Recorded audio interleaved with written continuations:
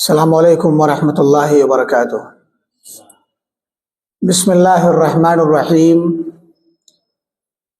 الحمد للہ رب العالمین والصلاة والسلام علی اشرف الانبیاء وسید المرسلین نبینا محمد وعلی آلہ واصحابہ اجمعین، اما بعد۔ قال الامام ابن بطہ العکبری رحمہ اللہ تعالی فی کتابہ الابانہ الکبری یقول بسندہ عن ابی ہریرہ رضی اللہ عنہ عن النبی صلی اللہ علیہ وسلم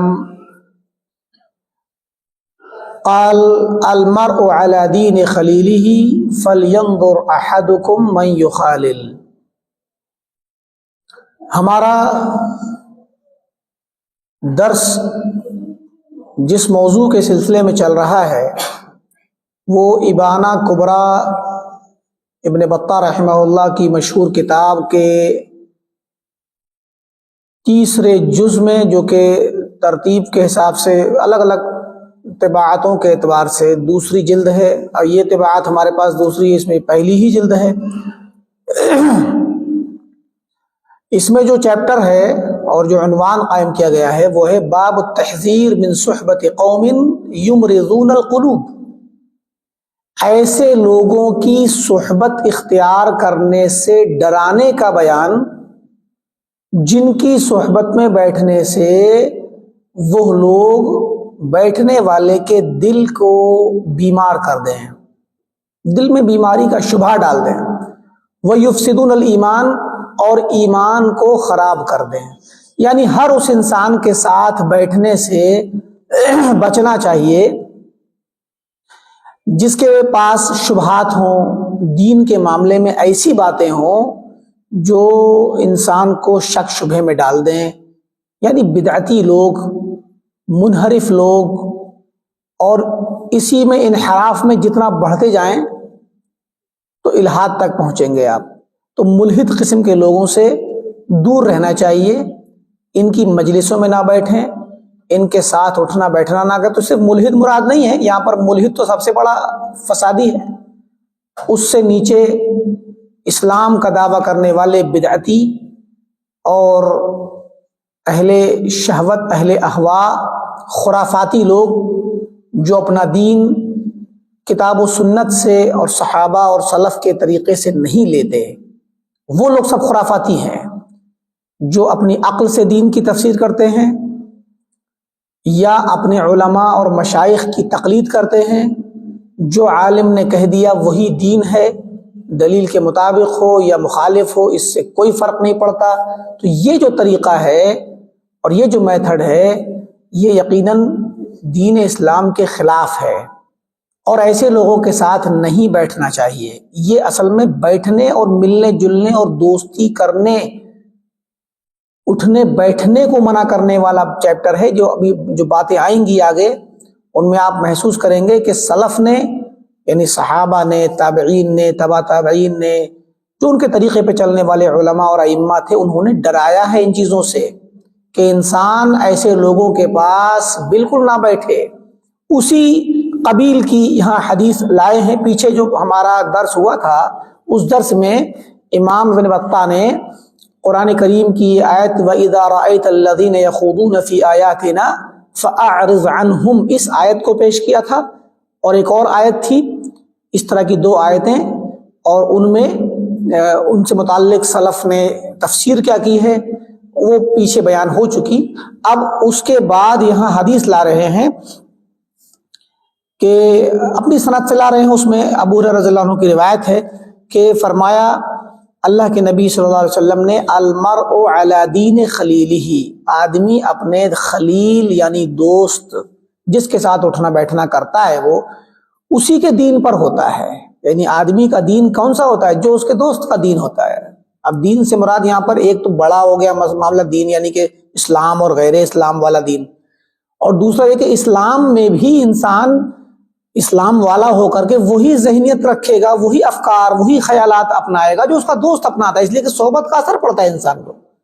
فَلْيَنْظُرْ أَحَدُكُمْ مَنْ يُخَالِلْ، تو تم میں سے کوئی شخص جب کسی سے دوستی کرنے چلے تو دیکھ لیا کرے کہ جس سے میں دوستی کرنے جا رہا ہوں وہ کون ہے، دینی اعتبار سے، دنیاوی اعتبار سے بہت بڑا انسان ہو سکتا ہے، پیسے والا ہو سکتا ہے، شہرت والا ہو سکتا ہے، مقام و مرتبے والا ہو سکتا ہے، بڑی شخصیت ہو سکتی ہے، لیکن دینی اعتبار سے اگر وہ شخص مستقیم نہیں ہے، اس کے پاس عقیدہ اور اس کا منہج صحیح نہیں ہے، تو وہ دوستی کے قابل نہیں ہے، کیونکہ دوستی دل کی گہرائیوں میں داخل ہوتی ہے اور دوست دوسرے دوست سے متاثر ہوتا ہے، اس کی عادات پکڑتا ہے، اس کے اخلاق پکڑتا ہے۔ یہ حدیث بہت مشہور حدیث ہے، یہ ابن بطہ نے نقل کی اپنی سند سے، ابو داؤد میں بھی پائی جاتی ہے، سنن ابو داؤد میں، ترمذی میں بھی پائی جاتی ہے، امام احمد نے اپنی مسند میں نقل کیا ہے، بہت سے علماء نے، ابن عدی نے کامل میں، ابو نعیم نے حلیہ میں اور بغوی نے شرح السنہ میں، حاکم نے مستدرک میں، بہت سارے علماء نے اس کو نقل کیا ہے، اور اس کے متعلق امام ترمذی نے کہا حدیث حسن صحیح۔ تو یہ روایت بہت مشہور ہے اور صحیح ہے کہ انسان کو اپنی دوستی کرنے سے پہلے اٹھنا بیٹھنا، میٹنگوں میں کسی کے جانا یا بلانا، نشست و برخاست جو ہوتی ہے، چائے پینے بیٹھے ہیں تو گپ شپ ہوتی ہے، تو اس طرح کی جو مجلسیں ہوتی ہیں، ایسی مجلسوں میں بیٹھنے والے دوست جو ہوتے ہیں، ان دوستوں کو اختیار کرنے سے پہلے خوب دیکھ لینا چاہیے کہ میں کیسے لوگوں میں بیٹھ رہا ہوں یا کون سی مجلس ہے یہ، کیونکہ ان کی عادات آپ پکڑیں گے، ان کے اخلاق، ان کی باتیں آپ کے دل میں گھر کریں گی۔ اور اس طرح کی ایک اور روایت پیش کی، اس کو ہم چھوڑ رہے ہیں، 3-4 حدیثیں انہوں نے 5 اپنی الگ الگ اسانید سے اس کو پیش کیا ہے۔ اور ایک روایت اور اسرائیلی روایت ہے موسیٰ علیہ السلام کے متعلق، وہ بھی گرچہ مطلب وہ سندن ثابت نہ ہو لیکن معنی اس کا ٹھیک ہے، کہ کہتے ہیں عطا کہتے ہیں کہ قال اوحى اللہ عز وجل الی موسیٰ علیہ السلام، کہ اللہ تعالیٰ نے موسیٰ علیہ السلام کو یہ وحی کی تھی اور کہا تھا کہ لا تجالس اہل الاہواء، کہ تمہارے یہاں جو ہوا پرست لوگ ہیں ان کے ساتھ نہ بیٹھا کرو، فإنهم يحدثون في قلبك ما لم يكن فيه، کیونکہ وہ تمہارے دل میں ایسی باتیں پیدا کر دیں گے جو تمہارے دل میں نہیں تھی۔ تو ظاہر ہے کہ یہ صحبت کا اثر حدیث نبوی میں آتا ہے کہ جلیس صالح اور جلیس سو، اچھا دوست اور برے دوست کی مثال اللہ کے نبی نے دی کہ اچھا دوست جو ہے وہ عطر فروش کی طرح ہے، اور برا دوست جو ہے وہ ایک لوہار کی طرح ہے جو لوہے کو بھٹی میں رکھ کے تپاتا ہے۔ آپ اگر برے دوست کے پاس بیٹھیں گے تو جس طرح لوہار کے پاس بیٹھیں گے تو آپ کو کچھ نہیں ہوگا، تو گرمی اور پسینہ آئے گا یا اس کی چنگاریاں اڑ کے آپ کپڑے میں جلا دیں گی، تو نقصان کچھ نہ کچھ تو ہوگا ہی، تپش ہی لگے گی کم سے کم۔ تو برے دوست سے کچھ نہ کچھ نقصان ضرور ہوگا، جبکہ اچھے دوست کے پاس آپ جائیں گے تو اس کی مثال ہے عطر فروش۔ اب عطر بیچنے والا آپ اس کے ہاں جائیں تو اس کی عادت ہوتی ہے کہ وہ آپ کو تھوڑا سا نکال کے دیتا ہے چیک کرنے کے لیے، تو خوشبو بھی تو دیتا ہے، تو کتنی پیاری چیز ہے وہ، خوشبو دیتا ہے آپ کو۔ اگر خوشبو نہ بھی دے تو آپ اس کی دکان میں جائیں گے تو خوشبو ویسے ہی آپ کو محسوس ہوگی، وہاں سے خوشبو نکل رہی ہوتی ہے، اس کے دکان میں پھوٹ رہی ہوتی ہے۔ تو اچھے دوست کی مثال دی اللہ کے نبی صلی اللہ علیہ وسلم نے۔ تو ایسے ہی ظاہر ہے کہ یہ مثال ہر کسی پہ صادق آتی ہے، کوئی بھی شخص ہوگا، اچھے سے اچھا ہو، بڑے سے بڑا انسان ہو، اپنے دوست کے ساتھ بیٹھے گا تو اس دوست کی صحبت کا اثر انسان کو پڑتا ہے۔ تو موسیٰ علیہ السلام کے بارے میں بھی انہوں نے کئی روایات یہاں نقل کی ہیں، ہم ساری روایتوں کو نہیں پڑھیں گے۔ تو یہ بات جان لیں کہ موسیٰ علیہ السلام کو تعلق یہ لفظ آیا ہے کہ ایک اور روایت کے تھوڑے الفاظ بدلے ہوئے ہیں، کہتے ہیں بلغنا، ہمیں یہ بات، محمد بن نضر حارثی کہتے ہیں، محمد بن نضر حارثی، کہ ہمیں یہ بات پہنچی ہے، مطلب پتہ چلا ہے پرانی قوموں کی موسیٰ علیہ السلام کے متعلق باتیں جو کہی جاتی ہیں۔ تو اب ظاہر ہے کہ اس بات کی بہت زیادہ استنادی حیثیت تو نہیں ہے، لیکن بہرکیف معنی کے اعتبار سے دیکھا جائے گا یہ اگر کیسی ہے کہ ان اللہ تبارک و تعالی اوحی الی موسیٰ بن عمران علیہ السلام، کہ ہمیں یہ پتہ چلا کہ موسیٰ علیہ السلام کے زمانے کی بات ہے کہ اللہ تعالیٰ نے موسیٰ کو یہ وحی کی تھی، ان کن یقظانا، کہ چوکنا رہا کرو، بیدار رہا کرو، مرتادا بنفسک اخدانا، اور ایسے دوستوں کے ساتھ رہو جو تمہیں نقصان نہ پہنچائیں، اور اچھے قسم کے لوگوں کے ساتھ رہو۔ فکل خدن، مطلب یعنی کہ جب آپ کسی دوست کے پاس جب جائیں تو چوکنا رہیں، جس دوست کے ساتھ دوستی کرنا چاہیں، ملنا چاہیں، بیٹھنا چاہیں تو چوکنا رہیں، بیدار رہیں۔ فَكُلُّ خِدْنٍ، کیونکہ ہر وہ خدن یعنی دوست، لا یواتیک علی مسرتی، جو آپ کو میری خوشی پر آمادہ نہ کرتا ہو، میری خوشی کی چیزوں، اللہ کو خوش کرنے والی چیزوں کے ساتھ کے لیے تمہیں آمادہ کر کے تمہارے ساتھ محبت کا اور آپس میں اتفاق کا معاملہ کرے کہ دونوں مل کر کے میری خوشی کا کام کریں، ایسا دوست اگر تمہارے پاس نہیں ہے جو تمہیں میری خوشی کے کام کرنے پر آمادہ کرے، فلا تصحبہ، اس کے ساتھ کبھی نہ رہو۔ یعنی اللہ نے کہا کہ موسیٰ، جب تم کسی انسان سے دوستی کرو، ملو، تو یہ دیکھ لو کہ وہ انسان تمہیں کیا میری محبت اور محبوب چیزوں کی طرف لے جانے کے لیے مدد کرتا ہے کہ نہیں کرتا۔ اگر اللہ تعالیٰ کی محبوب چیزوں تک پہنچانے کی، اللہ کے محبوب کاموں کو کرانے کی مدد کرتا ہے اور ساتھ میں اس مزاج کا ہے، تب تو ٹھیک ہے، ورنہ اسے دوستی نہ کرو۔ فَإِنَّهُ لَكَ عَدُوٌّ، ایسا انسان جو تمہیں اللہ تعالیٰ کے قریب نہ لے جائے تو وہ تمہارا دشمن ہے۔ فرمایا وَهُوَ يُقَسِّي قَلْبَكَ یا يُقْسِي قَلْبَكَ، وہ تمہارے دل کو سخت کر دے گا۔ ظاہر ہے کہ جب اللہ تعالیٰ سے غافل کرے گا تو دل تو قسوت قلبی یعنی دل میں سختی تو پیدا ہوگی نا، نرمی ختم ہو جائے گی، دل کی رقت ختم ہو جائے گی، نرمی ختم ہو کر کے سختی آ جائے گی، اور جب دل سخت ہو جاتا ہے تو پھر اس دل پر ترقیق والی جو باتیں ہیں، اللہ کی طرف لے جانے والی، ترغیب والی، ترہیب والی، اثر نہیں کرتی۔ کتنا ہی اس کو نصیحت کیجیے آپ دل کو، کتنی بڑی بڑی نصیحتیں سن لے گا، بڑے بڑے واقعات آ جائیں گے، ان کو دیکھ لے گا، کبھی اس کے دل پہ اثر نہیں ہوگا، کیونکہ دل اس کا سخت ہو چکا ہے، پتھر ہو چکا ہے دل۔ اور جب دل پتھر ہو جاتا ہے، سخت ہو جاتا ہے، تو پھر موعظت اور اس کو نصیحت کام نہیں دیتی، اس کے دل پہ اثر ہی نہیں کرتی ہے۔ تو کہا کہ ایسا انسان جو تمہیں اللہ تعالیٰ سے دور کرے وہ تمہارا دشمن ہے، اس کے ساتھ صحبت اختیار نہ کرو۔ اس طرح کی روایتیں امام ابن بطہ نے نقل کی ہیں موسیٰ علیہ السلام کے متعلق۔ آگے ایک روایت نقل کر رہے ہیں اپنی سند سے، ابو الفضل جعفر محمد القافلائی کی سند سے، کہتے ہیں کہ قال عن ایوب سختیانی نقل کرتے ہیں، قال ابو قلابہ نے کہا، ابو قلابہ بہت مشہور تابعی ہیں، ثقہ ہیں، 104 ہجری میں ان کا انتقال ہے، عبداللہ بن زید الجرمی البصری ابو قلابہ تابعی ہیں، اور 104 میں ان کا انتقال ہے۔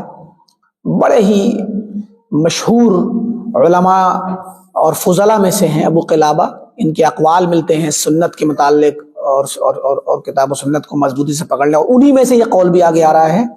تو کہتے ہیں کہ لا تجالسوا اہل الاہواء، ابو قلابہ دیکھیں یہاں ہمارے یہاں کتاب میں آپ کو اس کتاب میں یا تو صحابہ کے کلام ملیں گے، یا تو قرآن ملا، حدیث ملی، صحابہ کے کلام ملیں گے، تابعین کے ملیں گے، تبع تابعین، یہی ہمارا سرمایہ ہے۔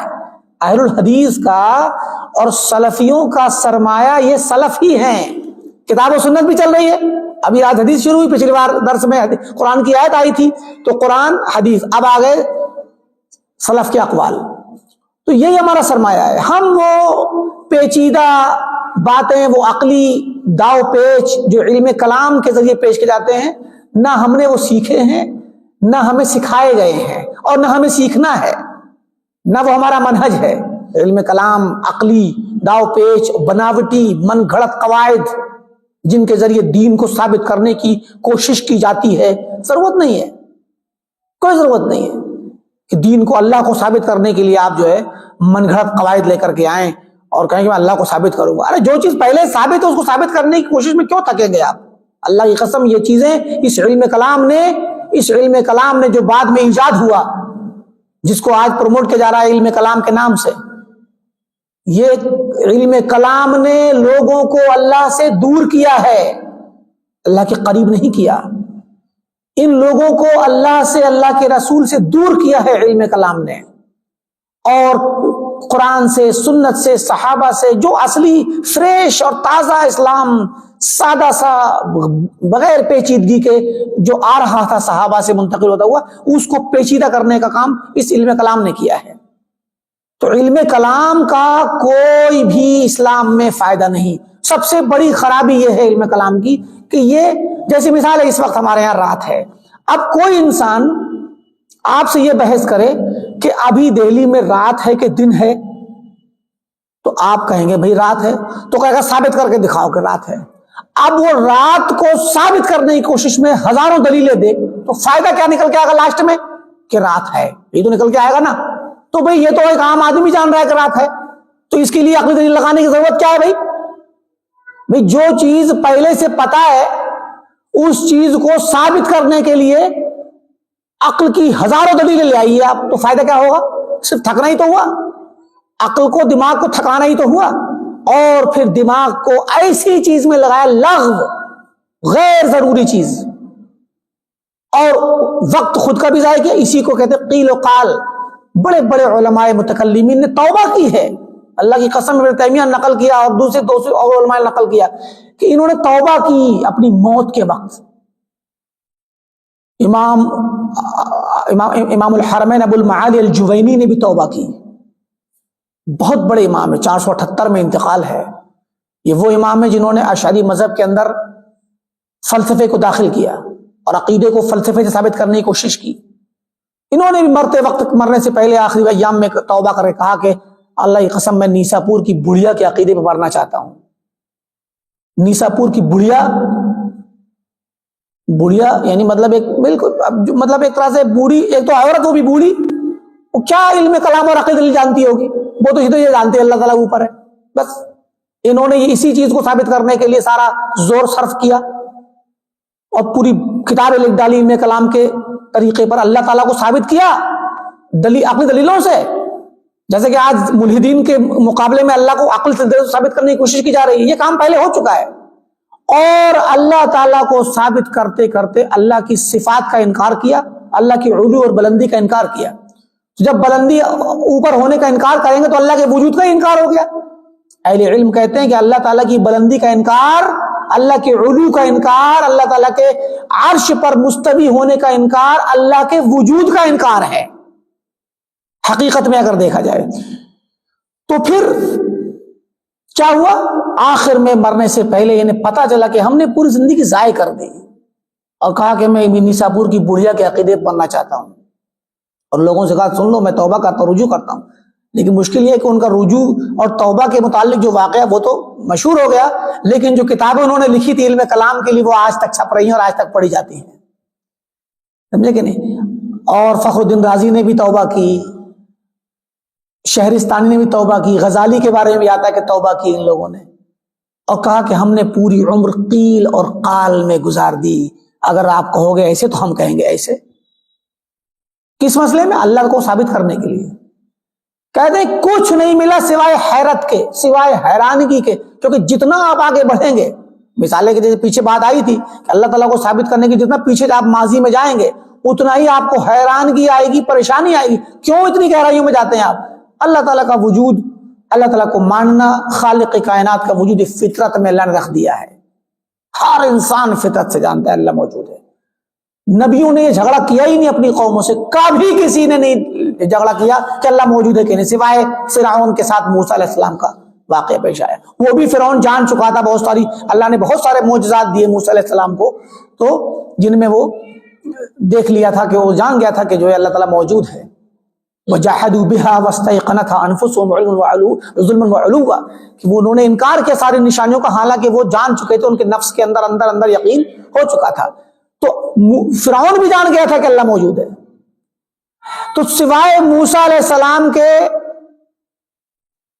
زمانے کے، یعنی فرعون نے انکار کیا اللہ کا، باقی کیا نام ہے، اللہ تعالیٰ کا انکار کرنے والے دنیا میں بہت کم لوگ پائے گئے ہیں. اب ہمارے متکلمین اور علماء ماتریدیہ اور علماء احناف اور علماء اشاعرہ، یہ لوگ اپنی پوری زندگی لگا ڈالتے ہیں اس میں یہ ثابت کرنے میں کہ اللہ تعالیٰ موجود ہے، اور وہ بھی ایسی دلیلوں سے جو اللہ تعالیٰ کے وجود کو ثابت کرتے کرتے اس کے وجود کو خطرے میں ڈال دیتی ہیں، صفات کا انکار کر دیتے ہیں.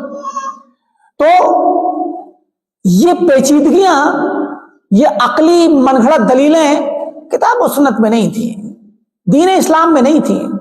صحابہ کرام ان سب کو نہیں جانتے تھے اور نہ اس کی جاننے کی ضرورت ہے. وہ ان علم کلام کو جانے بغیر ہی خیر امت تھے، افضل امت تھے، اور ان کے لیے اللہ نے جنت کا وعدہ کیا، اور ان کے متبعین کے لیے اللہ تعالیٰ نے، اللہ کے رسول نے خوشخبری دی اور کہا کہ تمہارے جیسا ایمان جو لائے گا وہ ہدایت پائے گا. لہذا یہ علم، ہمارے پاس جو علم ہے وہ صحابہ اور تابعین سے ہوتا ہوا آتا ہے. اس میں کوئی عقلی دلیلیں نہیں ہیں. عقلی سے مراد یہاں پر عقل سلیم نہیں. عقل سلیم تو انسان کو استعمال کرنی ہے. اگر آپ کبھی کسی سے بات ہو جائے تو آپ عقل سے بات کریں گے. یہاں عقل سے مراد عقل والی من گھڑت مستحدث بدعتی مبتدع جو دلیلیں ہیں، عقل مبتدع یعنی عقل کی دلیلیں جو کہ بعد میں ایجاد کی گئی علم کلام کے نام سے، علم کلام کی دلیلیں. اب میں آپ کو مثال دوں کہ علم کلام کی خراب مثال. مثلا قرآن نازل ہوا عربی زبان میں، قرآن نازل ہوا عربی زبان میں. عرب لوگ کون تھے؟ قرآن نے بتا دیا کہ هو الذی بعث فی الامیین رسولا منہم. اللہ تعالیٰ ہی کی وہ ذات ہے جس نے ان پڑھ لوگوں میں ایک رسول بھیجا. عرب کون تھے؟ ان پڑھ تھے. کچھ ہی لوگ تھے جو پڑھنا لکھنا جانتے تھے، ورنہ زیادہ تر ان پڑھ ہی تھے. اور ان پڑھ اس معنی میں بھی امی تھے کہ ان کے پاس پہلے سے کوئی اللہ کی طرف سے نازل شدہ کتاب نہیں تھی، اس وجہ سے بھی وہ ان پڑھ ہی تھے. مطلب ویسا پڑھنا لکھنا جانتے بھی تھے، خط کتابت لکھنا، مگر کوئی کتاب نہیں تھی کہ علم ہوتا ان کے پاس، کیونکہ نبی ان کے پاس جو ہے اسماعیل علیہ السلام ہی تھے جو آئے تھے، اور ان کے بعد یہ لوگ بسے، تو پھر کوئی نبی آیا نہیں عربوں کے درمیان میں یہاں پر. تو ان پڑھ لوگوں میں نبی بھیجا. اب یہ ان پڑھ لوگ عربی زبان تو جانتے تھے، اپنی ان کی زبان تھی. ان لوگوں میں قرآن نازل ہوا تو ظاہر ہے قرآن نازل ہوگا اور جو کچھ قرآن میں آئے گا تو ایسے ہی تو ہر وہ بات جو بھی قرآن نازل ہوگی وہ عرب سمجھیں گے نا کہ نہیں سمجھیں گے؟ سمجھیں گے. تو عرب کیا سمجھتے ہیں اسی کے مطابق قرآن نازل ہوا. اب مثلا قل هو اللہ احد، قل هو اللہ احد کہہ دیجئے کہ اللہ تعالیٰ ایک ہے. تو اب احد کا معنی ایک، بات ختم ہو گئی. منفرد، تنہا، یکتا، اکیلا، سنگل، یہی میننگ ہے اس کے. لغت عربی زبان میں اس کا یہی مطلب ہے کہ اللہ تعالیٰ تنہا ہے، اکیلا ہے. اور خود اس سورت نے بتا دیا کہ لم یلد ولم یولد. آگے کہا نا لم یلد ولم یولد، نہ وہ اس نے کسی کو اپنے سے جنم دیا، نہ وہ کسی سے جنم ہو کر کے آیا. ولم یکن لہ کفوا احد، نہ اس کی برابر کوئی ہے، اس کے جیسا کف، اس کا نظیر، مثیل، اس کے ہمسر کوئی نہیں اس جیسا. وہ تنہا اکیلا ہے، وہ اللہ الصمد ہے، وہ بالکل سب سے بے نیاز ہے. قرآن کی اس صورت نے اللہ کا تعارف کرا دیا، اور یہ عربی زبان کے مطابق ہے، اور پتہ چلا اللہ تعالیٰ ایک ہے. تو اب جب ہم کہتے ہیں کہ اللہ تعالیٰ ایک ہے اور ہم اس کی توحید کا معنی سمجھنا چاہتے ہیں، تو ہم یہ تو سمجھیں گے کہ اللہ تعالیٰ تنہا ہے، اس کے ساتھ کوئی نہیں، اس کے نہ ماں باپ ہیں، نہ اس کے بچے ہیں، نہ بیوی ہے. یہ مطلب ہے تنہا کا، اکیلا ہے وہ. اور اہل عرب بھی ہی سمجھتے ہیں. اب آپ یہ سمجھیں گے تو اب یہ ہو جائے گا اس کے وجود کے متعلق عقیدہ کہ اللہ تعالیٰ کی ذات، اللہ ہے کیا؟ اللہ ایک ہے، اکیلا ہے، اور وہ نہ تو اس کے ماں باپ ہیں، نہ اس کے بچے اولاد ہیں، نہ اس کی بیوی ہے، بس. اور وہ کسی کی اس کو ضرورت ہی نہیں، بے نیاز ہے، اور اس جیسا کوئی ہے بھی نہیں. یہ مفہوم ہے اس کا. یہ وہ مفہوم ہے جو قرآن نے بیان کیا، جو سنت نے بیان کیا، جو صحابہ نے سمجھا، جو اہل عرب نے سمجھا. بس اتنا ہی آپ سمجھ لیں، آپ فطرت پر ہیں. اب اہل کلام نے کیا کیا؟ علم کلام نے آ کر کیا خرابی پیدا کی. دیکھیے، علم کلام نے آ کر کے اپنی من گھڑت عقلی دلیل سے، عقلی فلسفے سے کیا ثابت، کیا کہا؟ احد کا معنی ہوتا ہے ایک. تو ایک کا مطلب کیا ہے؟ اب دیکھیے عقلی انداز. ایک کا مطلب یہ ہے کہ جو ٹوٹ کر کے جز جز نہ ہو، ٹکڑے ٹکڑے نہ ہو سکے، جس کے کمپوننٹ نہ ہو، جس کو اسمبل نہ کیا گیا ہو، غیر مرکب ہو، مرکب نہ ہو. مرکب تو دو چیزوں سے ملتے ہیں نا، ترکیب دو چیز یا تین چیز چار چیز سے مل کے مرکب ہو. تو اکیل احد یعنی واحد کا مطلب ہوا جو جز جز نہ ہو، جو دو نہ ہو، جو تقسیم قبول نہ کرے، غیر منقسم ہو، جس میں اجزا نہ ہو، ابعاض نہ ہو، بعض یعنی ہمارا جسم جیسے ہم ہے، ہمارا ایک ہاتھ ہمارے جسم کا ایک بعض ہے، ایک جز ہے. سمجھ رہے نا؟ ہمارے پاس دو آنکھیں ہیں تو دو چیز، دو کا مفہوم پایا گیا ہمارے پاس، ایک تو یہ، پھر ایک آنکھ جو ہے ہمارے جسم کا ایک جز ہے، ایک بعض ہے. اب یہ والے معانی داخل کر دیے کس میں؟ توحید کے مفہوم میں. کس نے؟ اس علم کلام نے، جس علم کلام کے ذریعے اللہ کو ثابت کرتے ہیں یہ لوگ، جس کا آج نعرہ لگایا جا رہا ہے پوری دنیا میں. آج لاکھوں لوگ جو ہے فالو کر رہے ہیں ان لوگوں کو، اور ان کی بات سن کر کے شرع عقائد نصفی اور اساس التقدیس اور کون کون سی کتابیں جو ہے، کیا نام ہے، جو ماتریدیوں کی اور اشعریوں کی کتابیں ہیں علم کلام کی، ان کتابوں میں یہی سب ہے. اللہ تعالیٰ تنہا ہے کا مطلب کیا ہے؟ وہ جز جز نہیں ہو سکتا، وہ منقسم نہیں ہو سکتا، وہ مرکب نہیں ہو سکتا، وہ تقسیم کو قبول نہیں کرتا، اس میں اجزا نہیں، ابعاض نہیں. اب یہ جو بانے آ رہے ہیں یہ صحابہ نہیں جانتے، نہ عرب جانتے ہیں ان کو. یہ عقل فاسد نے ان معانی کو پیدا کیا، احد کے اندر داخل کیا. اب نتیجہ کیا نکلا اس کا؟ نتیجہ نکلا جب اللہ نے کہا کہ بل یداہ مبسوطتان، کہ اللہ کے دونوں ہاتھ کشادہ ہیں. یہودیوں نے کہا ید اللہ مغلولہ، وقالت الیہود ید اللہ مغلولہ. یہودیوں نے کہا اللہ کا ہاتھ تو بندھا ہوا ہے، ٹوٹا ہوا ہے، کسی کام کا نہیں ہے، خرچ نہیں کر سکتا، وہ بخیل ہے، نعوذ باللہ. تو اللہ تعالیٰ نے پہلے کہا کہ غلت ایدیہم ولعنوا بما قالوا، پھر کیا کہا؟ بل یداہ مبسوطتان، بلکہ اللہ کے دونوں ہاتھ کشادہ ہیں. انہوں نے ایک ہاتھ کہا تھا، یہودیوں نے کہا کہ اللہ کا ہاتھ، ید اللہ، ید مانے ایک ہاتھ، ید ایک کے واحد کے لیے آتا ہے، اللہ کا ہاتھ بندھا ہوا ہے. اللہ نے کہا کہ بل یداہ، بلکہ اس کے دونوں ہاتھ کشادہ ہیں، ينفق کیف یشاء، وہ خرچ کرتا ہے جیسے چاہتا ہے. اب آپ یہاں تصور کیجئے، یہودی اللہ کے لیے لفظ بول رہے ہیں کہ اللہ کا ہاتھ بندھا ہوا ہے. اللہ نے جب ان کی اس غلط بات کی نفی کی تو یہ نہیں کہا کہ بل یدہ مبسوطہ، بلکہ اس کا ہاتھ کشادہ ہے. یہ کہا جاتا تو مفہوم ذہن میں یہ بیٹھتا کہ شاید اللہ کا ایک ہاتھ ہے. اللہ نے کہا کہ بل یداہ، اس کے دونوں ہاتھ، اس کے دونوں ہاتھ کشادہ ہیں. ہمارے متکلمین آئے، علماء دیوبند اور علماء بریلی اور ماتریدی اشعری سب آئے، اور کیا کہا؟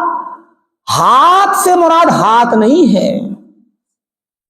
ہاتھ سے مراد، پہلے تو کہا کہ یہ متشابہ آیت ہے، اور ید کا مطلب ہاتھ نہیں ہے، نعمت اور قدرت مراد ہے. لیجیے تعویل کر دی. کیوں تعویل کی؟ کیونکہ تعویل مطلب الگ سے میننگ بتا دیا، انٹرپریٹیشن کر دیا الگ سے. اور کیوں؟ کیونکہ کہا کہ اگر اللہ کے لیے ہاتھ مانے، دو ہاتھ مانے ثابت کیے گئے تو اللہ تعالیٰ مرکب ہو جائے گا. یہ دو ہاتھوں سے مرکب ہے.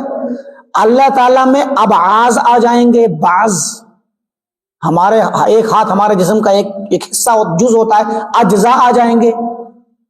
دیکھا، پہلے لفظ احد اور واحد میں یہ خراب معنی ڈالے، اور ان خراب معانی کو ڈالنے کے بعد جب قرآن پڑھنے آئے، اب قرآن پر تعویل کی چھری چلائی اور کہا کہ جو ہے نہیں، قرآن میں کہا گیا کہ بلکہ اللہ کے دونوں ہاتھ کشادہ ہیں، یہ مت مانو.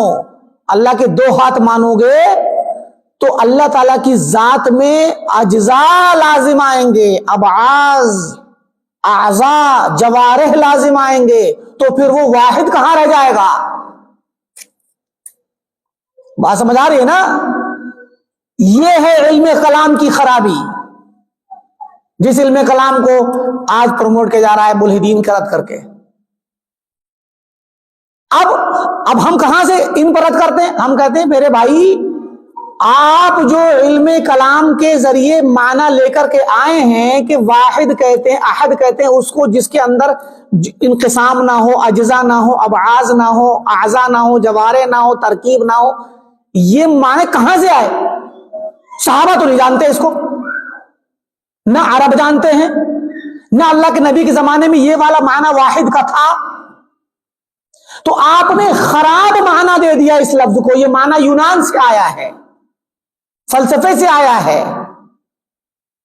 تو یہ خراب معنی آپ پہلے صحیح لفظ کو میننگ دے رہے ہیں، نیا میننگ، اور اس میننگ کو دلیل بنا کر کے آپ قرآن کی آیت کی تعویل و تفسیر کر رہے ہیں. کہتے ہیں کہ بھئی احد کا معنی اللہ قل اللہ احد کا میننگ پھر میننگ ہی نہیں رہ جائے گا. تو یہ ہے علم کلام کا خلاصہ. ایک چھوٹی سی مثال ہے، ان کی تو ساری دلیلیں ایسی ہیں جس دلیل سے انہوں نے اللہ کو ثابت کیا وہی دلیل ان کو اللہ تعالیٰ کے وجود کو ختم کرنے کے لیے ان کو تقاضا کر رہی ہے کہ اب وہ اللہ کے وجود کو تو ختم کر نہیں سکتے، تو پھر اللہ کی صفات ہی پر ہاتھ صاف کر دیتے ہیں. قرآن کی آیات کو تفسیر ان کو نئی تفسیر کر دیں گے، تعویل کر دیں گے، احادیث کا انکار کر دیں. کیا کہا؟ حدیث تو حجت ہی نہیں ہے، خبر واحد حجت نہیں ہے، خبر واحد عقیدے میں حجت ہی نہیں ہے. قرآن کریم سے جو آیت آئے گی اس میں ہوگا تعویل کریں گے، حدیث ہوگا کہ یہ خبر واحد ہے، حجت ہی نہیں ہے، چھوڑ دیا اس کو. تو یہ انہوں نے علم کلام کے ذریعے یہ خرابیاں پیدا کی. مراد یہ تھی کہ دیکھیں ابو قلابہ کیا کہتے ہیں، یہ ہمارا منہج تو یہی ہے، ہم ایسا معنی نہ قبول کرتے ہیں نہ ان کے پیچھے پڑتے ہیں.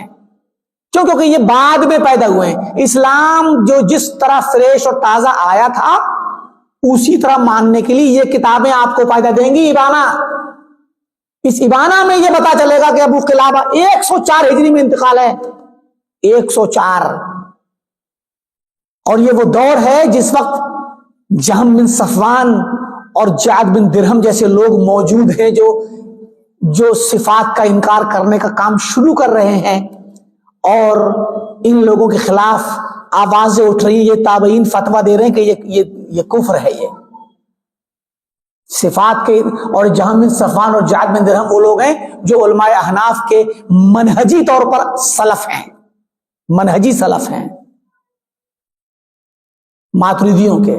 تو ان پر فتویٰ دے رہے ہیں یہی تابعین، صحابہ اور تابعین کے دور کے بڑے علماء، تابعین خاص کر، کہ یہ بدعتی ہی نہیں بلکہ معطل اور ملحد ہیں. اور جعد بن درہم کے خلاف قتل کا فتویٰ دیا گیا کیونکہ اس نے اللہ تعالیٰ کے کلام اللہ کلیم موسیٰ علیہ السلام کے ساتھ کلام کرنے والا ہونے کا انکار کیا اور کہا کہ موسیٰ کلیم اللہ نہیں ہے اور ابراہیم خلیل اللہ نہیں ہے. کیونکہ خلیل بنانا محبت کرنا ہے اور کلام کرنا بات کرنا ہے، اور یہ بات کرنا نیا کام ہے، محبت کرنا یہ ایک طرح سے ضرورت اور محتاجگی ہے. انکار کر دے، اللہ تعالیٰ محبت نہیں کر سکتا کسی سے.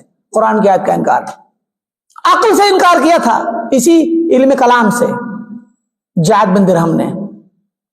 تو علم کلام تو اللہ تعالیٰ کے انبیاء کو کی بھی صفات و خصوصیتوں کو چھین لیتا ہے. علم کلام موسیٰ کو کلیم نہیں رہنے دیتا.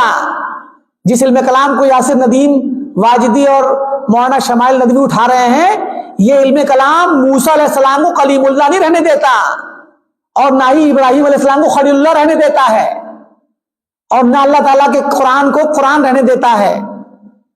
یہ علم کلام سب چھین لیتا ہے ان ساری چیزوں کو، کیونکہ عقلی دلیل کا تقاضا ہے. لہذا ہمارے پاس تو صحابہ کی، تابعین کی باتیں ہیں، انہی کا منہج ہے، وہی کتاب ہم پڑھتے ہیں. ابو قلابہ کیا کہتے ہیں دیکھیے، لا تجالسوا اہل الاہواء. اہل الاہواء ہم بتا چکے ہیں بارہا کہ سلف بدعتیوں کو اہل الاہواء کہتے تھے. اس لیے کہ بدعتی انسان ہم نے بتایا کہ دو شکلوں میں سے شکل پہ ہوتا ہے، یا تو وہ بدعت کو ایجاد کرتا ہے، کوئی نیا شخص، ایک شخص خود ہی ایجاد کرے، تو یا وہ کسی کی پیروی کرنے والا ہوتا ہے. اچھا، جب وہ ایجاد کرتا ہے تو یا تو کسی شبہے کی بنیاد پر ایجاد کرتا ہے، کوئی دماغ میں علم کلام کا شبہ آ گیا مثلا، تو ابتدا میں تو وہ شبہ کا شکار ہو سکتا ہے، ذہنی طور پہ عقلی طور پہ اسے کچھ غلط فہمی ہو گئی اور نئی بات کہہ دی اس نے، چاہے بدعت کو ایجاد کرنے والا ہو یا بدعت پہ کسی کی پیروی کرنے والا ہو۔ جب اس کے سامنے حق بیان کیا جاتا ہے تو وہ دو میں سے ایک حالت پہ بچتا ہے، یا تو وہ اس بات کو سمجھ جاتا ہے کہ یہ بات جو آئی ہے میرے خلاف رد کرنے کے لیے قرآن سے، حدیث سے، صحابہ سے، وہ بات صحیح ہے اور مطلب بات پہنچ گئی اور اپنی بات کی غلطی سمجھ میں آ گئی اس کو، تو پھر وہ چھوڑ دیتا ہے اس کو، یا نہیں چھوڑتا ہے۔ جب وہ نہیں چھوڑتا ہے تو اس وقت وہ صاحب ہوا ہو جاتا ہے، ہوا پرست، خواہش، جو بات بول دی تھی رجوع نہیں کرنا چاہتا، جو پہلے بات بول چکا ہے رجوع نہیں کرے گا، اس کو اپنی عقل کا فیصلہ زیادہ اچھا لگتا ہے، قرآن کی بات صحیح نہیں لگتی، حدیث صحیح نہیں لگتی، صحابہ کی بات صحیح نہیں لگتی۔ ہم نے بتایا تھا خوارج کے بارے میں، خوارج جب نکلے تو 8,000 کے قریب خوارج کم بیش نکل گئے تھے علی رضی اللہ عنہ کے لشکر سے۔ عبداللہ بن عباس کو بھیجا، گئے، جا کے بات کی، جتنے شبہات تھے، جتنے سوال تھے، سب کا جواب دیا انہوں نے، عبداللہ بن عباس نے جواب دیا تو روایت میں آتا کہ 4,000 یا آدھے جو لوگ تھے، 8 سے تو 4,000 واپس آ گئے۔ تو روایتوں میں اختلاف ہے، کسی نے میں ہے کہ 6 تھے، کسی میں 12 تھے، تو میں کہ 8 ہی مان لیجیے درمیانی، تو 8,000 تھے تو 4,000 واپس آ گئے۔ وہ بھولے بھالے بالکل سادہ لوگ تھے، ان کو شبہ لگ گیا تھا، سننے کے بعد جب جواب آیا ابن عباس رضی اللہ عنہ نے وضاحت کی تو اب سمجھ گئے کہ بات ختم، سوال کا جواب مل گیا، اطمینان ہو گیا، واپس آ گئے، بقیہ 4 بچے رہے۔ اب یہ صاحب ہوا ہے، اب ظاہر جب حق سامنے آ گیا، ایک صحابی نے بیان کر دیا، قرآن کی آیت کا معنی مفہوم بتا دیا اور جو سوال تھے ان کا جواب دے دیا، اور پھر بھی آپ نہیں مان رہے، اس کا مطلب کیا ہوا؟ اب آپ خواہشات پرست ہیں۔ اسی لیے سلف جو ہیں بدعتیوں کو اہل الاہوا کہتے تھے، کیونکہ یہ خواہشات پرست، ان کے پاس کوئی دلیل ہے ہی نہیں، اور دلیل جب بیان کی جائے گی تو مانیں گے نہیں، جب نہیں مانیں گے تو صرف خواہشات کی پیروی ہی کرنے والے ہیں۔ یہ کہا لا تجالسوا اہل الاہوا، ابو قلابہ کہتے ہیں کہ ان اہل الاہوا بدعتیوں کی ساتھ نہ بیٹھو، لا تجالسوا، نہ بیٹھا کرو۔ تو نہ بیٹھنے میں یہ مطلق مکمل نہ بیٹھنا ہے، عام انسان کو منع کیا جا رہا ہے کہ عام انسان نہ بیٹھے، طالب علم بھی نہ بیٹھے ان کی مجلسوں میں۔ ولا تجادلوہم، ان سے جدال اور مناظرہ نہ کرو، ان ہوا پرستوں سے، خواہشات پرستوں، بدعتیوں اور ملحدوں سے مناظرہ نہ کرو۔ فإنی لا آمن ان یغمسوکم فی ضلالتہم، میں نہیں مطمئن ہوں کہ یہ لوگ تمہیں اپنی ضلالت اور گمراہی میں ڈبو دیں گے، مجھے اطمینان نہیں، تم اگر بیٹھو گے تو اپنی گمراہی میں تمہیں لے ڈوبیں گے۔ او یلبسوا علیکم یا یلبسوا علیکم ما تعرفون، یا تم اگر ان کی گمراہی میں نہیں بھی پڑے تو تمہارے پاس جو علم ہے اور عقیدہ ہے، جو تمہارا اپنا منہج، جو تمہارے پاس جو کچھ بھی دین ہے نا، اس کو شکوک و شبہات میں ڈال دیں گے، خلط ملط کر دیں گے، شک میں پڑ جاؤ گے۔ اور ایسا ہوتا ہے، کوئی بدعتی، کوئی ملحد، آپ سنیے اس کی بات کو، ایک بار سنیں گے، اس کا کوئی اعتراض آپ کے دماغ میں اٹک جائے گا اور اس کا جواب آسانی سے ملتا نہیں، کبھی کبھی کوشش کریں گے بھی آپ جواب دینے کی، دوسروں سے پوچھنے کی، وہ لوگ جواب آپ کا دل مطمئن نہیں ہوگا، کیونکہ شیطان وہاں خوب بہکا رہا ہوتا ہے، آپ کو وہاں تک پہنچنے دیتا ہی نہیں ہے، حق بات پکڑنے نہیں دیتا شیطان، آپ کو شیطان لگ جاتا ہے اور اس شبہ کو آپ کے دل کے اندر ورغلاتا رہتا ہے، کریدتا رہتا ہے، تازہ کرتا رہتا ہے، اور حق بات سمجھنے سے روک دیتا ہے۔ انانیت آ جائے گی، ایگو آ جائے گا، اور بہت ساری چیزیں آ جاتی ہیں جن کی وجہ سے انسان اس شبہ میں پڑا رہتا ہے۔ تو کہا یا تو تمہیں اپنے ساتھ لے ڈوبیں گے اپنی بدعت میں اور گمراہی میں، یا تمہارے دین میں تمہارے لیے شکوک و شبہات پیدا کر کے خلط ملط کر دیں گے سب۔ بہت بڑی بات ہے یہ۔ ابو قلابہ بڑے بڑے جلیل القدر تابعی ہیں۔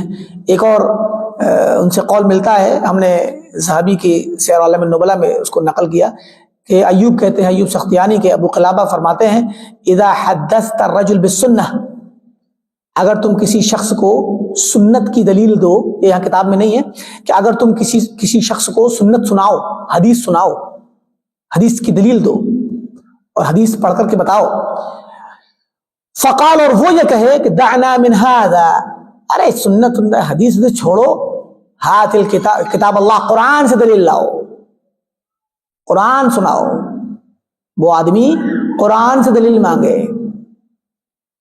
فعلم انہ ضال، تو جان لو کہ وہ گمراہ ہے۔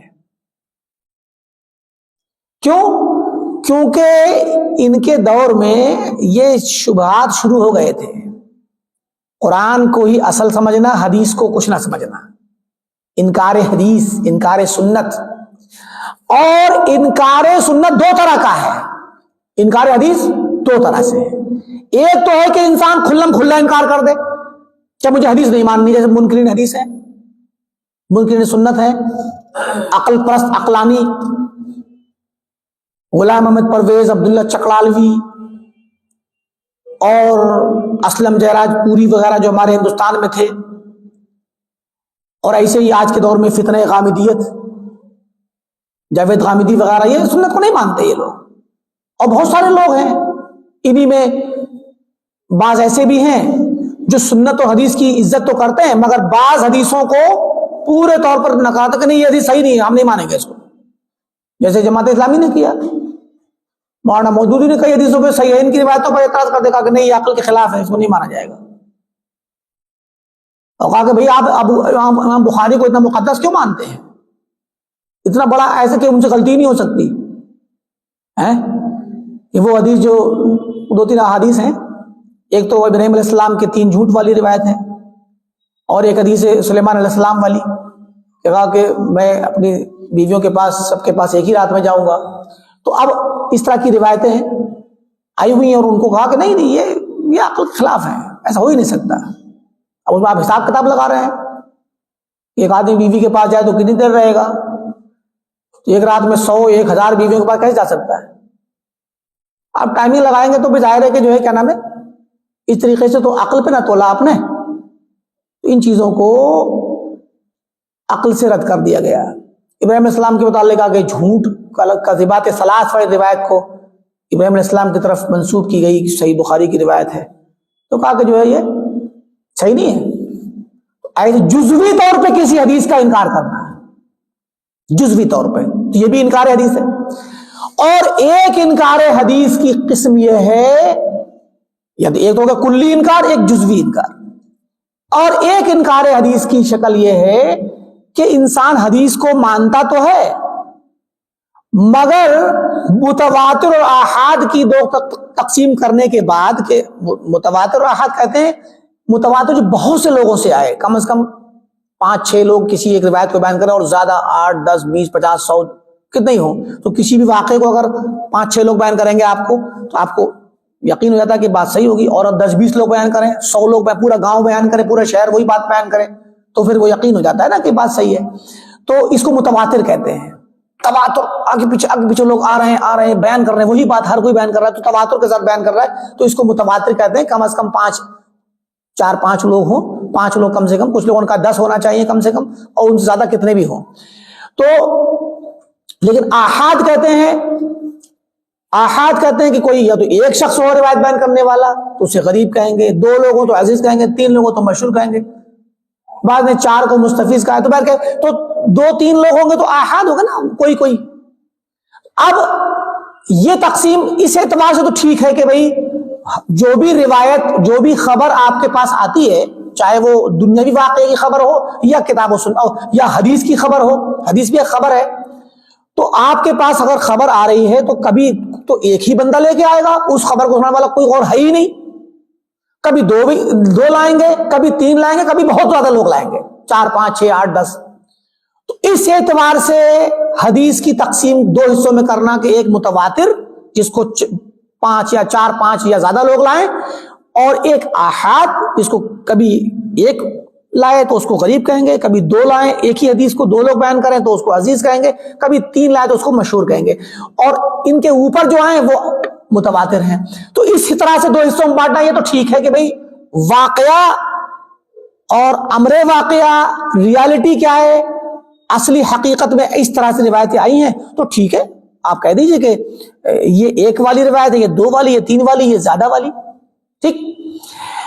یہ تقسیم کرنے کے بعد یہ کہنا اب اس کے نتیجے میں کہ متواتر حدیث جو ہوگی، جو زیادہ لوگوں سے آئے گی، اس سے تو ہم عقیدہ اخذ کریں گے، عقیدے کی بات اس سے لے لیں گے، عمل کریں گے، مگر واحد ایک والی آئے گی، دو والی، تین والی آئے گی، ان کو آحاد کہتے ہیں، گنے چنے لوگوں سے آنے والی روایت، ان سے آنے والی حدیث سے ہم عقیدہ ثابت نہیں کریں گے۔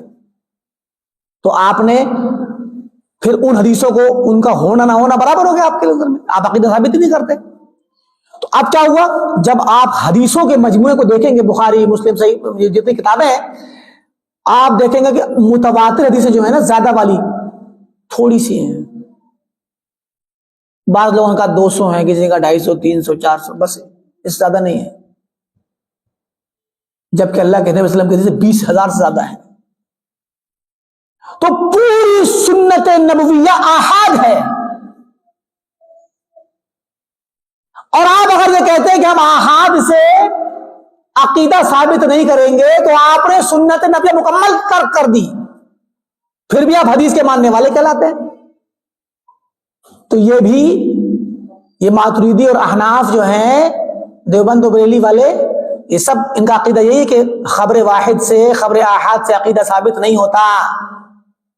تو بہت ساری حدیثیں جو آتی ہیں آپ پڑھتے ہیں، ہم لوگ عقیدہ ثابت کرتے ہیں ان سے، وہ کہتے ہیں خبر واحد ایسے عقیدہ کہاں ثابت ہوگا، چھوڑیے، عقیدہ اس سے بنے گا ہی نہیں، عقیدہ اس سے بنے گا نہیں۔ بلکہ اس کو رد کرنے کے لیے ہم بہت بار بیان کر چکے ہیں کہ یہ بات بذات خود غلط ہے کہ واحد کی خبر سے عقیدہ ثابت نہیں ہو، کیوں نہیں ہوگا؟ اللہ تعالیٰ نے کتنے نبی بھیجے؟ آخری نبی کتنے ہیں؟ ایک ہے کہ 10 ہیں؟ نبی تو ایک ہی ہے نا، اور ایک نبی ہمیں بتا رہا ہے کہ اللہ نے یہ کہا، واحد ہی تو خبر دے رہا ہے۔ یہاں سے لے لیجیے آپ، نبی صلی اللہ علیہ وسلم نے یمن بھیجا معاذ رضی اللہ عنہ کو اکیلے، اور کیا کہا؟ جا کے توحید کی دعوت دو، پہلی دعوت توحید ہونی چاہیے، اللہ کی عقیدے کی دعوت۔ یمن بھیج رہے ایک شخص کو، ایک شخص کی بات مانی کہ نہیں مانی یمن والوں نے؟ ساری پوری زندگی اللہ کے نبی صلی اللہ علیہ وسلم کی پوری زندگی، انبیاء، سارے انبیاء واحد ہیں، اپنے اپنے زمانے میں اکیلے ہیں، اور واحد کی خبر مانتے بھی ہیں، چاہے کیسی بھی خبر ہو، اس سے کوئی تصدیق، اس سے کوئی وہ نہیں کہا جاتا کہ جو ہے عقیدے کی بات مانی جائے گی، دوسری نہیں مانی جائے گی، یہ بیکار کی بات، یہ سب علم کلام کی باتیں ہیں۔ یہ دیکھیے آپ، یہ علم کلام ہی کا شوشہ ہے کہ واحد والے انسان سے خبر آحاد سے عقیدہ ثابت نہیں ہوگا۔ کہاں سے علم کلام کا شوشہ ہے؟ دیکھیے اب بتائیں آپ کو، مثلا عقیدہ کہتے ہیں یقین کو، عقیدہ کہتے ہیں یقینی چیز کو، جازم یقین، عقدہ مطلب باندھنا، جو دل سے باندھ دیا جائے، عقیدہ دل میں بندھا ہوا ہوتا ہے، سچائی، یقین ہونا چاہیے، یقین کامل، تب عقیدہ کہلائے گا، عقیدے میں یقین ہوتا ہے۔ اور ایک آدمی اگر خبر دے گا تو یقین کیسے ثابت ہوگا اس سے؟ کیا معلوم بھول گیا ہو، کیا معلوم اس کو غلطی لگ گئی ہو، اس کی تصدیق کون کرے گا؟ دو بھی کریں گے، لائیں گے خبر، تو دونوں بھی بھولنے والے ہو سکتے ہیں، آپس میں اتفاق کر سکتے ہیں جھوٹ بولنے پہ،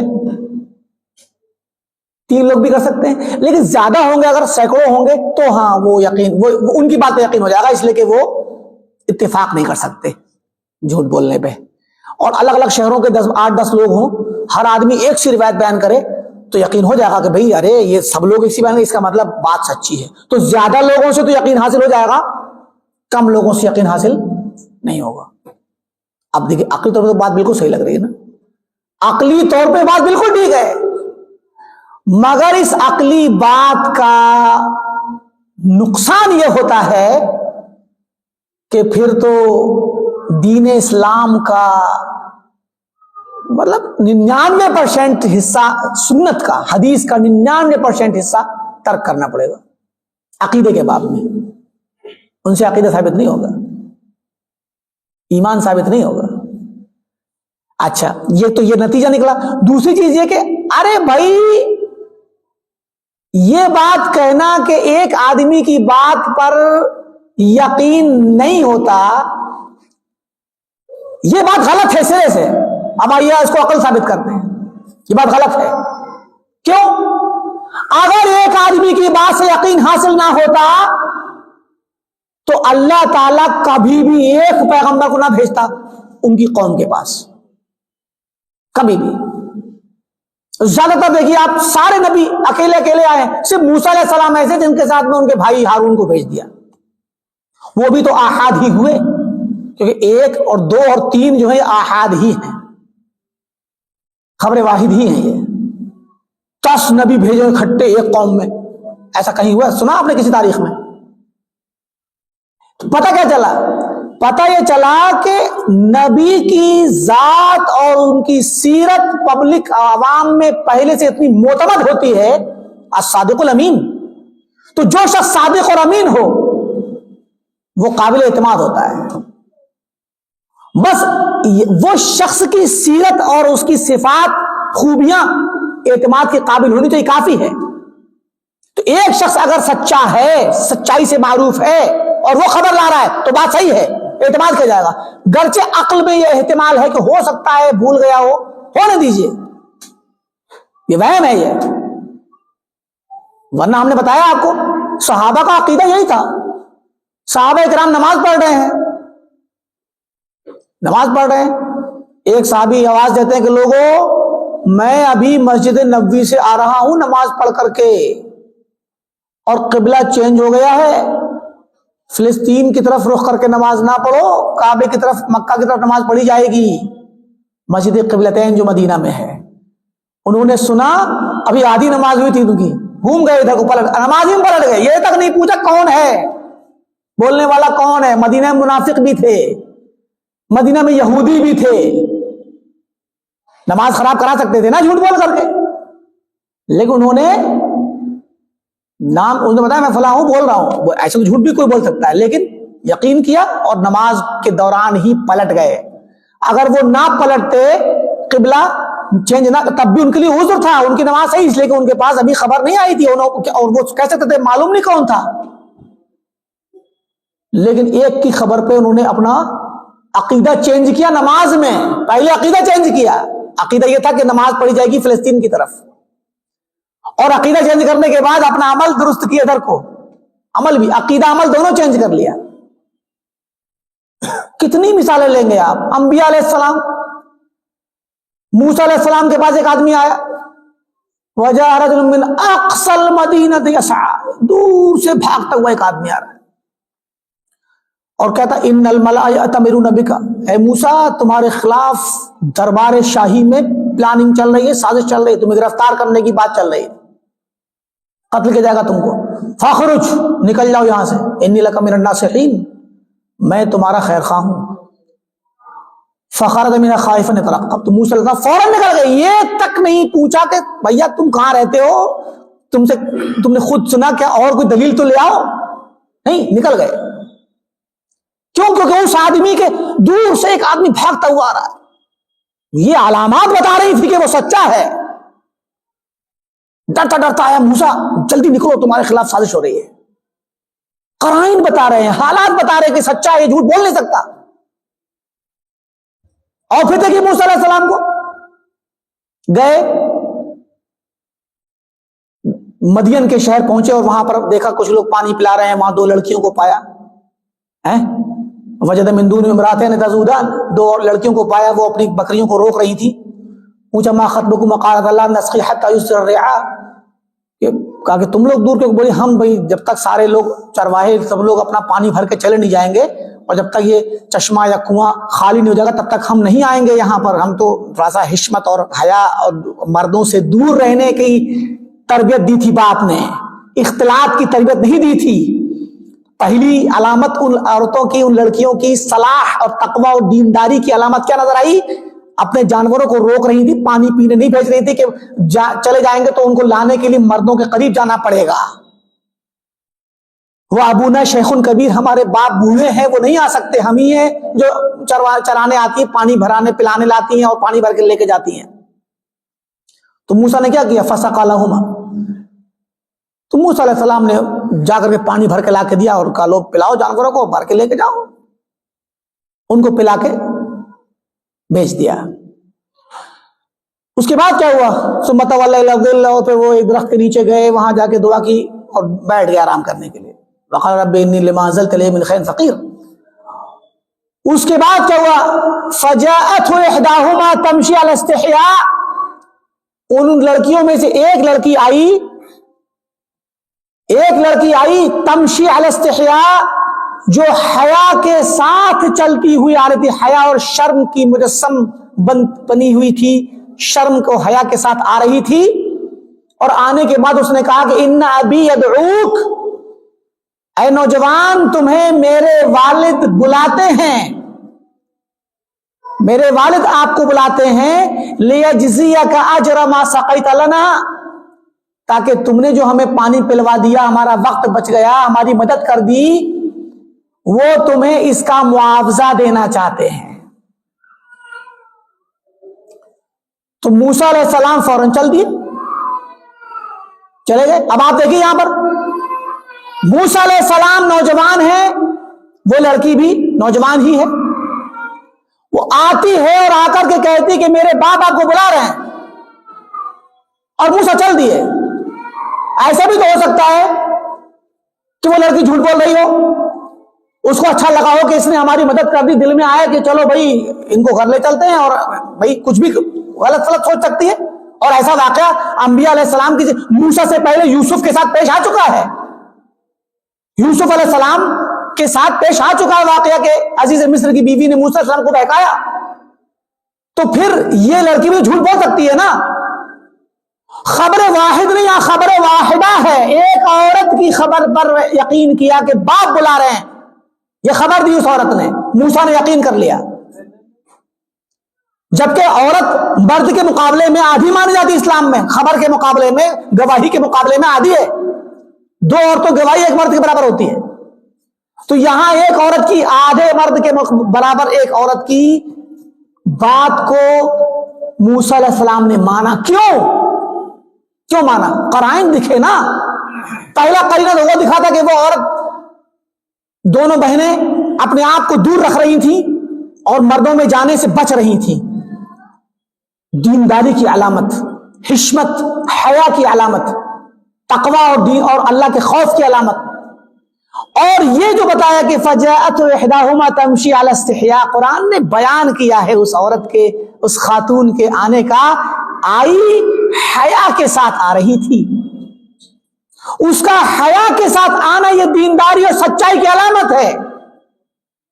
موسیٰ نے فوراً تصدیق کر دی اور چلے گئے گھر۔ حالانکہ سوچا تھا عقل سے تو شیطان بہکا سکتا ہے اس عورت کو اور جھوٹ بول کر کے وہ ان کو لے جائے، ہے کہ نہیں؟ لیکن موسیٰ علیہ السلام نے قرائن دیکھے، حالات دیکھے اور چلے گئے۔ تو یہ خبر واحد پر یقین کیا کہ نہیں کیا؟ انبیاء کی زندگی خبر واحد پر چلتی ہے، صحابہ خبر واحد کو مانتے تھے۔ نبی صلی اللہ علیہ وسلم نے خط بھیجے، خطوط بھیجے بادشاہوں کے پاس، 5 صحابہ کو بھیجا کہ ایک ساتھ خط لے کر کے، ایک صحابی گیا، ایک صحابی۔ بادشاہ کہہ سکتا تھا کہ تم جھوٹ بول رہے ہو، تم اس نبی کا یہ خط نہیں ہے، کہاں کیا دلیل ہے کہ تم کیا نام ہے اسی نبی کے خط کو لے کے آئے ہو؟ کسی بادشاہ نے نہیں کہا۔ تو مراد کیا ہے؟ یہ سب من گھڑت علم کلام کی باتیں ہیں جن کے ذریعے دین اسلام کی ان باتوں کو کمزور کیا گیا اور حدیث کو کمزور کیا گیا۔ اور اس میں آخری بات خبر واحد کے بارے میں شیخ البانی رحمۃ اللہ علیہ نے بڑی پیاری بات کہی اور کہا، کیونکہ آج کے دور میں آج بھی یہ دلیلیں چلتی ہیں، یہ آج کے دور میں بھی یہی سب ان کی کتابوں میں مسائل پڑھائے جاتے ہیں کہ خبر واحد کا کوئی اعتبار نہیں ہے عقیدے میں۔ تو شیخ البانی نے کہا یہ کس نے کہا ہے؟ سب سے پہلے کس نے کہا ہے کہ خبر واحد کا اعتبار نہیں ہے؟ وہ کہنے والا بھی واحد ہی ہے، یہ بات کہنے والا بھی واحد شخص ہے، تو تمہاری یہ بات بھی خبر واحد ہے، یہ بھی قبول نہیں ہوگی۔ زبردست ہے بھائی، سبحان اللہ. یہ کہنا کہ خبر واحد عقیدے میں حجت نہیں، یہ کسی نہ کسی عالم نے تو کہا ہوگا نا. تو جس نے کہا اس کی یہ والی بات بھی حجت نہیں، اس لیے کہ وہ خود بھی واحد ہے. سارے مسلمان مل کر کے کہتے، صحابہ کے دور سے آتے تو کہتے، تب مان لیتے ہم. تو مراد یہ کہ یہ لوگ اس طریقے سے کتاب و سنت کے ساتھ کھلواڑ کرتے ہیں اور حدیث کا انکار ہے یہ کہ یہ عقیدے میں حجت نہیں اور فقہی احکام میں حجت ہے. فقہی احکام نکال لیں گے، فقہی مسائل نکالیں گے، عقیدہ نہیں.